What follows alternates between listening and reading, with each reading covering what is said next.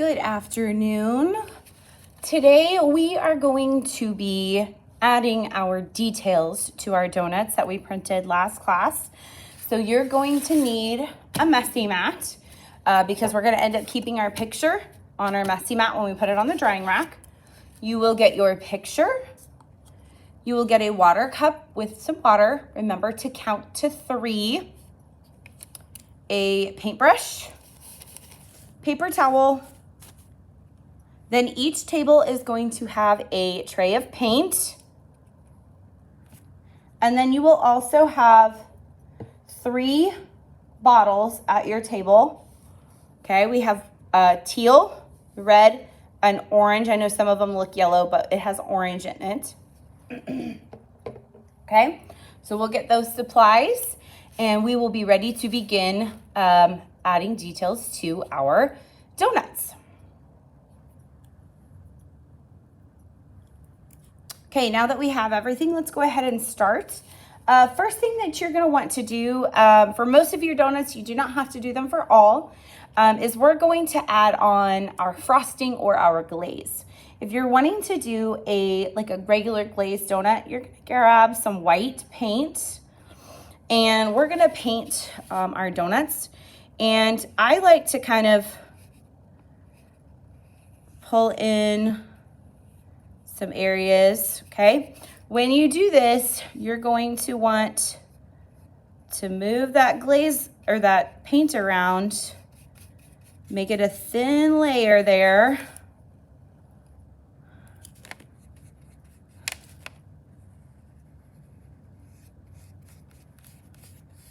And as it dries, it will lighten just a little. Is it gonna look like an exactly, glazed donut where you still have the color of the donut? Probably not, but we'll still have a lighter version of our donut. Okay, so what I'm leaving here is I'm leaving some spaces for my donut to show. So maybe it's not totally glazed or part of the donut itself is still showing.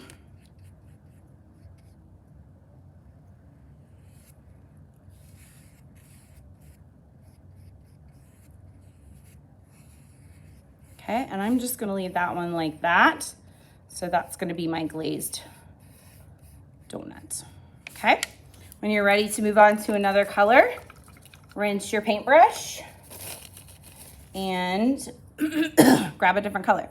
I'm only gonna show you 2 donuts just to give you an idea of what you can do.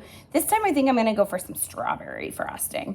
So I've got my pink here and I'm gonna do kind of the same thing where I'm gonna leave some sections unpainted with the pink. A lot of times when you get those frosted or glazed donuts, the glaze doesn't always completely cover.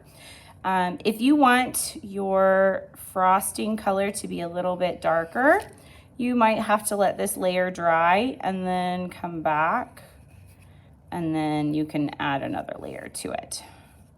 Or over on the counter is the blow dryer. You are welcome to use the blow dryer. Remember, the bottom switch is how you turn it on. You push it up for high, down for low, and to turn it off, you put it in the middle, okay?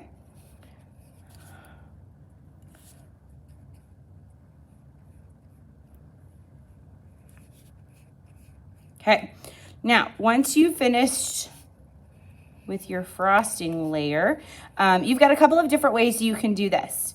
You can paint all of your frosting layers first, and then once that's all done and they're kind of dry, then you can go back on and add sprinkles and some drizzle of frosting, okay? So I'm gonna leave that there. There's my donut. And it's okay if you get outside the donut a little bit. It doesn't have to be perfect because we will eventually cut these out, okay? So that is okay if it's not exact. All right, I'm gonna show you what the bottles of paint are for, okay? These are if you want to add on like a drizzle frosting or sprinkles. Now some of these the paint is a little bit thinner, so you're not really gonna have to squeeze much, okay? So on top is the lid, so pull that off. Set it in the center of your table, not at the edge. Put it in the center so that way hopefully they won't roll off and you'll be able to find them. Okay, I'm gonna take my blue and I just need to, I'm gonna watch the nozzle. I'm gonna gently squeeze and it's gonna fill the nozzle. Okay, so now it's ready. So I'm going to gently squeeze until it comes out. And then I can kind of,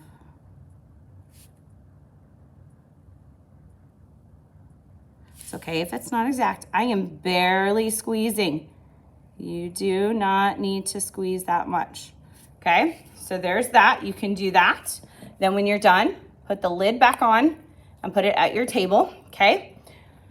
And let me do red. Red was a little bit thinner. I'm gonna add on some sprinkles just so we can kind of see how they are. Gently squeeze. That one looks like it's clogged. I will fix that one. Okay, let's try this one. Yeah, this one's better.